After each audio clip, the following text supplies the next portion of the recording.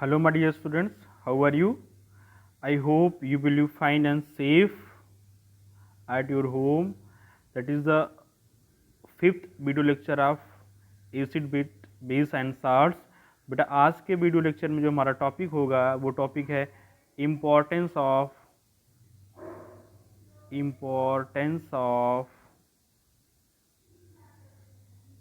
Acids, importance of pH in daily life.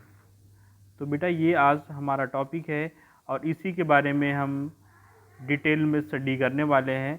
और अभी तक आपने कोई भी वीडियो आपने मिस किया है तो वो वीडियो बिल्कुल देख लीजिए, नहीं तो ये लेक्चर आपको थोड़ा कम समझ में आएगा। तो चारों वीडियो लेक्चर देख लीजिए, उसके बाद ही वीडियो लेक्चर देखेंगे तो आपको बहुत बेहतर समझ में आएगा।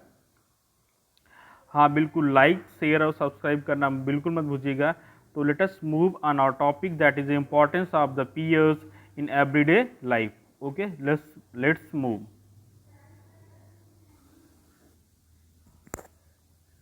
माय डियर स्टूडेंट्स, आज का जो हमारा टॉपिक है वो टॉपिक है importance of the pH in everyday life. आज इसके बारे में हम डिटेल में स्टडी करेंगे कि पीएच का डेली लाइफ में क्या यूज़ है। ठीक है, लेट्स स्टार्ट द वीडियो। तो पहला पॉइंट, पहले हम बात करेंगे plants and animals are pH sensitive. बेटा जितने भी एनिमल्स होते हैं वो प्लांट्स होते हैं, उनका एक डेफिनेट पीएच होता है। पूरे बॉडी का जो भी एक्टिविटीज़ होती है वो पर्टिकुलर पीएच पे ही वर्क करती है। जैसे ह्यूमन बॉडी की बात करें तो ह्यूमन की बॉडी का जो पीएच रेंज है वो 7 to 7.8 है। तो ह्यूमन की जो बॉडी होती है पूरी की बॉडी वो पीएच रेंज 7 to 7.8 तक वर्क करती है। अगर पीएच में चेंज हुआ तो बॉडी के जो फंक्शंस होते हैं वो सारे फंक्शंस क्या हो जाते हैं, उसमें प्रॉब्लम आ जाती है, वो प्रॉपर वर्क नहीं करते हैं। अगर बेटा बॉडी के अंदर पीएच मेंटेन नहीं होगा तो सारी एक्टिविटी हम्पर्ड हो जाएगी, चाहे वो डाइजेशन का प्रोसेस हो, डाइजेशन में भी प्रॉब्लम हो जाएगी। ठीक है, अगर ब्लड का पीएच चेंज होता है तो भी प्रॉब्लम हो जाती है। कहने का मतलब होल बॉडी का जो पीएच होता है वो एक नैरो रेंज ऑफ पीएच में वर्क करता है। ठीक है, तो हम अब आगे बढ़ते हैं। अब बात करते हैं नेक्स्ट पॉइंट पे। नेक्स्ट पॉइंट क्या है, पीएच ऑफ द सॉइल। बेटा जितने भी प्लांट्स होते हैं उनको भी एक स्पेसिफिक पीएच रेंज रिक्वायर्ड होती है फॉर देयर हेल्दी ग्रोथ। अगर हम पीएच में कुछ भी चेंज होगा तो प्लांट की जो ग्रोथ होगी, ठीक है, प्लांट की जो ग्रोथ है वो ग्रोथ प्लांट की प्रॉपर नहीं हो पाएगी, ग्रोथ उसकी हैम्पर्ड हो जाएगी, उसकी ग्रोथ कम हो जाएगी या तो प्लांट डेड हो जाएगा। तो इसीलिए चाहे वो ह्यूमन बीइंग हो या प्लांट्स हो, दोनों के दोनों एक डेफिनेट पीएच पे काम करते हैं। वो पीएच का मेंटेन होना बहुत ही ज़रूरी है। ठीक है, तो एक पॉइंट अभी इसमें और बचा हुआ है, एसिडिक रेन। बेटा एसिडिक रेन होता क्या है, अगर पहले जानिए एसिडिक रेन है क्या। बेटा जो हमारी बहुत सारी इंडस्ट्रीज़ होती हैं, ठीक है, इंडस्ट्रीज़ होती हैं, उन इंडस्ट्रीज से बहुत ज़्यादा अमाउंट में कार्बन डाइऑक्साइड, ठीक है, सल्फर डाइऑक्साइड या नाइट्रोजन डाइऑक्साइड, ये सारी गैसें इन्वायरमेंट में जाती रहती हैं।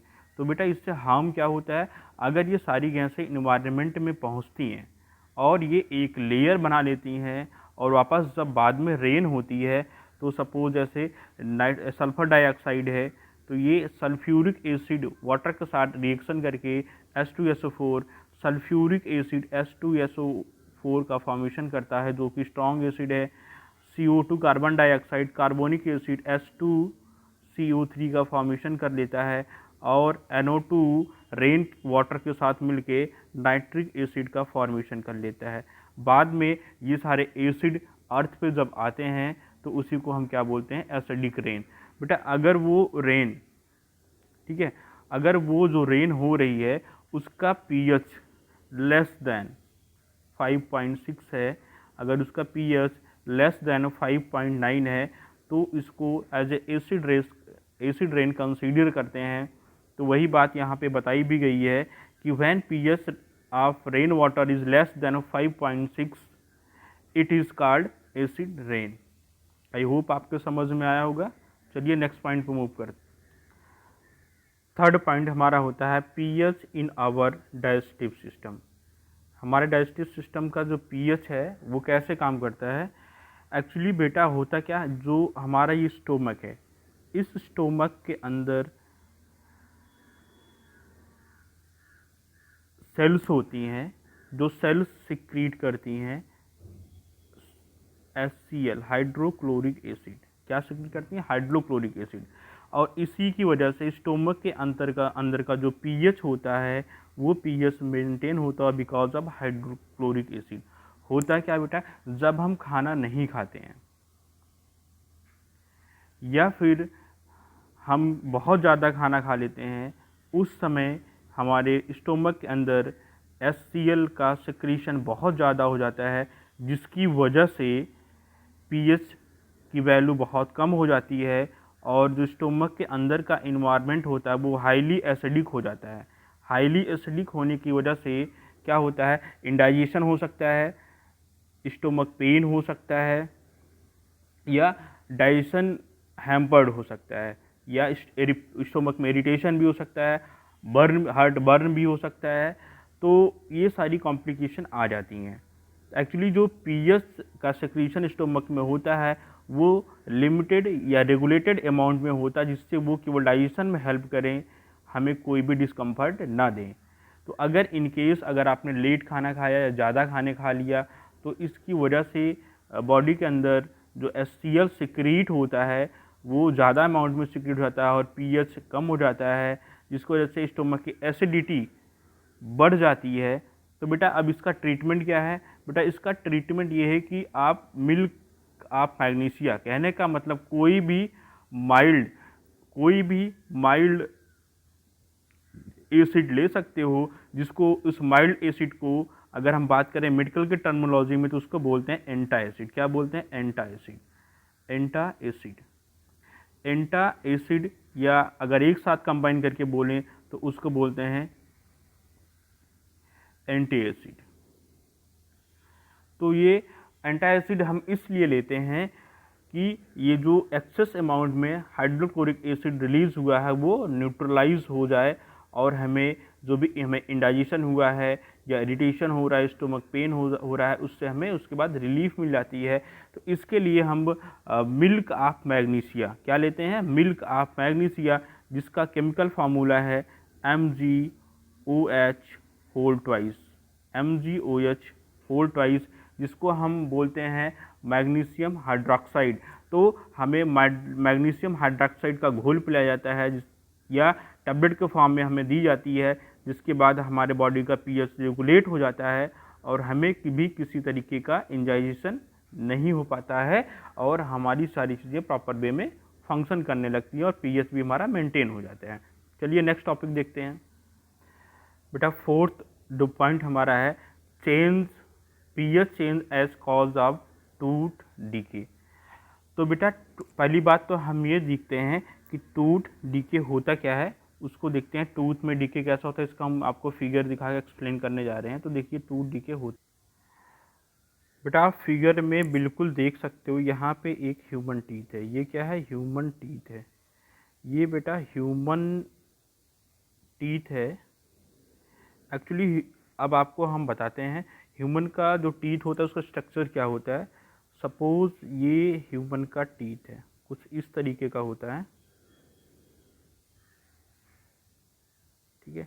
ये ह्यूमन का टीथ कुछ इस तरीके से होता है। बेटा जो ऊपर का पार्ट होता है, इसको ऊपर का जो पार्ट होता है, ये पार्ट है जो ऊपर का पार्ट होता है, इसको हम बोलते हैं इनेमल। क्या बोलते हैं? इनेमल बोलते हैं। और ये इनेमल बना होता है कैल्शियम फास्फेट से, कैल्शियम फास्फेट से मिलके ये बना होता है। और दूसरी बात है ये hardest substance of the body है, हार्डेस्ट सब्सटेंस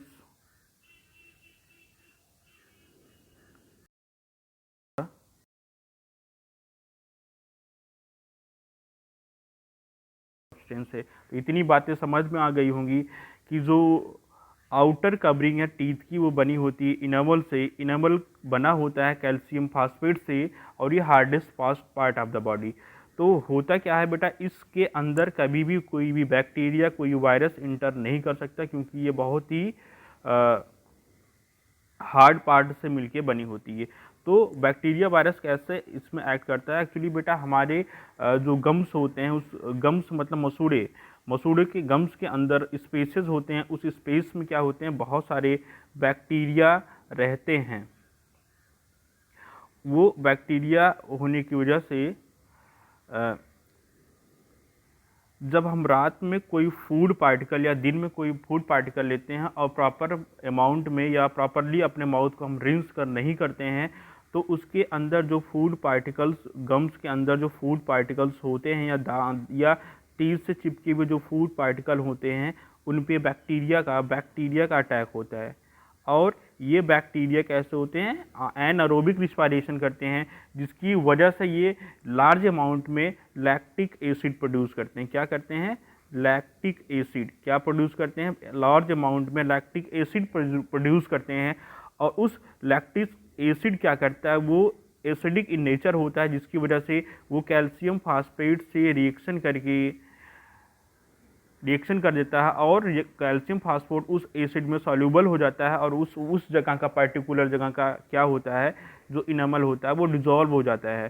तो यहाँ फिगर में बिल्कुल आप देख सकते हैं, यहाँ पे जो आपको दिख रहा है, यहाँ पे लैक्टिक एसिड का फॉर्मेशन हुआ है और उस फॉर्मेशन होने की वजह से जो इनेमल था या कैल्शियम फास्फेट उसमें डिजॉल्व हो गया और उतने दूर से कैल्शियम फास्फेट गायब हो गया। अब क्या होता है, अब यहाँ पे बैक्टीरिया को स्पेस मिल जाता है, क्योंकि इनेमल अब गायब हो चुका है। अब इन्हीं स्पेसेस में बैक्टीरिया अंदर इंटर कर जाता है और पूरा का पूरा टूथ डीके कर देता है। और इसकी वजह से बेटा बहुत ज़्यादा हमें पेन भी होता है, याद रखना, इसकी वजह से हमें बहुत ज़्यादा पेन भी होता है। तो बिल्कुल हमें इससे बचना चाहिए और हमें कभी भी विदाउट ब्रश किए हुए ऐसा नहीं सोना चाहिए। तो ये बात आप ध्यान रखिएगा। अब चलिए, आपको मैंने बेसिक चीज़ें सारी बता दी, अब देखते हैं फैक्ट्स इसमें क्या क्या हैं। बेटा tooth decay starts when pH of the mouth is lower than 5.5। अभी हमने आपको बताया कि माउथ का पीएच कैसे कम हो जाता है, due to formation of lactic acid. Tooth decay, tooth enamel made up of calcium phosphate, hardest substance in the body. तो दूसरा point, does not dissolve in water but corrodes when pH is lower than 5.5 due to the acid produced by the degradation of the food particle by the bacteria using। अब इसको कैसे हम treat कर सकते हैं, using toothpaste generally basic in nature, tooth decay can prevent. तो अगर toothpaste का यूज़ करके आप टूथ डीके से बच सकते हो। लेकिन एक बात मैंने आपको बताई थी, ये जो टूथपेस्ट होता है वो बेसिक इन नेचर होता है। और बेस बेटा कैसा होता है, बेस का जो टेस्ट होता है वो हमने आपको बताया था बिटर होता है। लेकिन बेटा ऐसा कुछ नहीं है, आप जब टूथपेस्ट करते हो तो वो बिटर नहीं होता है। तो बेटा उसमें और एडिशनल सब्सटेंसेस ऐड करके उसका जो टेस्ट होता है वो अच्छा बना देते हैं। तो इस वजह से उसका टेस्ट थोड़ा सा स्वीट हमें महसूस होता है। तो पीएच चेंज का कितना इफेक्ट टूथ पे है ये आपने देखा। चलिए अगले पॉइंट पे अब मूव करते हैं। बेटा self defence by the animals and plants through the chemical welfare. बेटा कुछ एनिमल्स होते हैं या कुछ प्लांट्स ऐसे होते हैं जो सेल्फ डिफेंस के लिए इन एसिड्स और बेस का यूज़ करते हैं। एक्चुअली अगर हम बी की बात करें, हनी बी, मधुमक्खी, sting leaves a acid which causes the pain and irritation. तो बेटा हनी बी जब डंक मारती है तो उस डंक में एक एसिड होता है, उस एसिड को बोलते हैं फॉर्मिक एसिड। क्या बोलते हैं? Formic acid. याद रखिएगा, हनी बी के डंक में फॉर्मिक एसिड होता है। तो एसिड क्या होता है? इरिटेशन करता है। अब इसका ट्रीटमेंट कैसे करेंगे बेटा? कोई माइल्ड बेस का यूज़ करके हम इसका ट्रीटमेंट कर सकते हैं। ठीक है, bee strings leaves an acid which cause pain and irritation, use of a mild base like baking soda on stung area gives relief। कहने का मतलब अगर हनी बी का डंक मारती है तो उस जगह पे आप mild base like baking soda को अगर हम रब करते हैं तो क्या होता है, न्यूट्रलाइजेशन, एसिड से बेस का न्यूट्रलाइजेशन हो जाता है और हमें रिलीफ हो जाता है। अब अगर हम सेकंड पॉइंट की बात करें, प्लांट कैसे बचते हैं, stinging hair of needle leaves injects methanoic acid. अब बेटा इस मेथेनोइक एसिड कॉज बर्निंग, तो हमने पहले बताया था एसिड जो होते हैं वो ह्यूमन बॉडी के अंदर बर्निंग और इरिटेशन कॉज करते हैं। दो stinging hair of the nettle leaves inject the methanoic acid, ये क्या करते हैं, बॉडी के अंदर मेथेनोइक एसिड इंसर्ट कर देते हैं। और आपको पता है जो मेथेनोइक एसिड है, ये methanoic acid burning sensation cause करेगा बॉडी के अंदर। तो इससे रिलीफ के लिए क्या करेंगे, rubbing of leaf of dog plant give the relief. Relief क्यों का, क्योंकि बेटा मेथेनोइक एसिड है और इस लीव्स के अंदर बेस होता है जिसकी वजह से हमें उस पर्टिकुलर एसिड से हमें रिलीफ मिल जाता है। ओके।